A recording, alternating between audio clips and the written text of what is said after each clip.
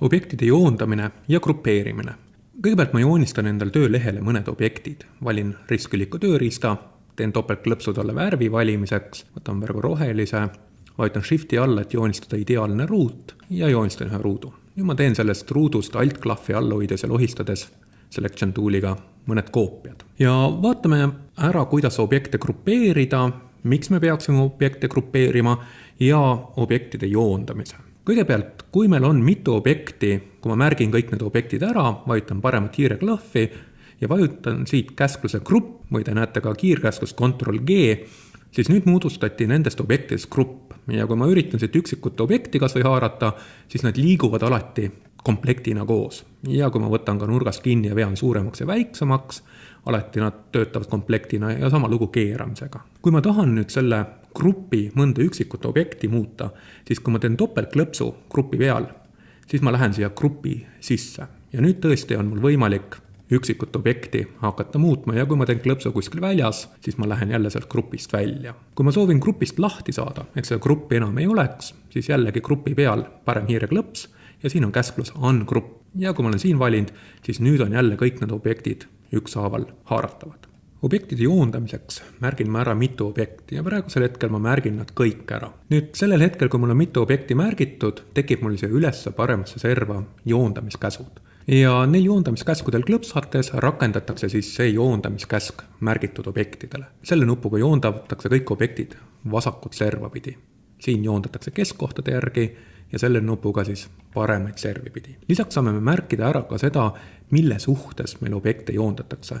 Ja praegusel hetkel, kui me ei ole midagi ümber seadistanud, joondatakse meil objekte selle märgistuskasti järgi, see sinine raam, mis objektide märkimisel see ümber tekkis.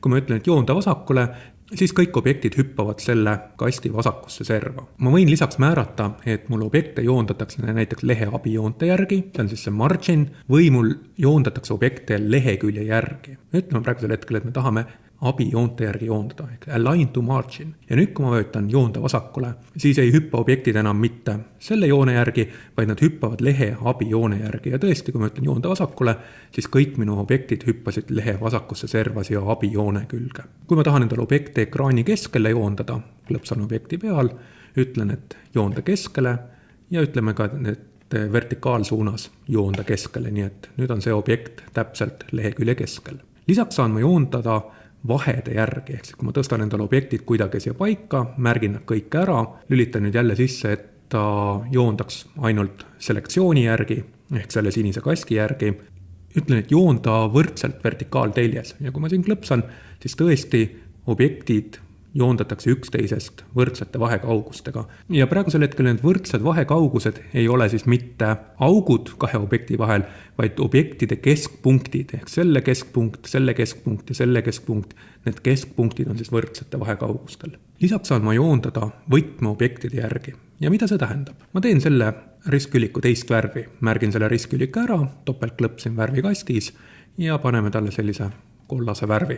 Nüüd oletame, et mul on asjad kõik paika kuidagi tõstetud, märgin nad kõik ära ja nüüd tahan, et kõik need objektid oleks selle kollase objekti parema serva järgi joondatud. Kui ma praegu vajutan siit nuppu joonda parema serva järgi, siis hüppavad mul kõik objektid mööda seda joondusse. Aga ma tahan, et mul objektid liiguksid siiapool. Siis ma märgin kõik objektid ära ja seejärel teen vasaku hiire nupuga ühe klõpsu veel selle objekti peal, mille puhul ma tahan, et see püsiks paigal.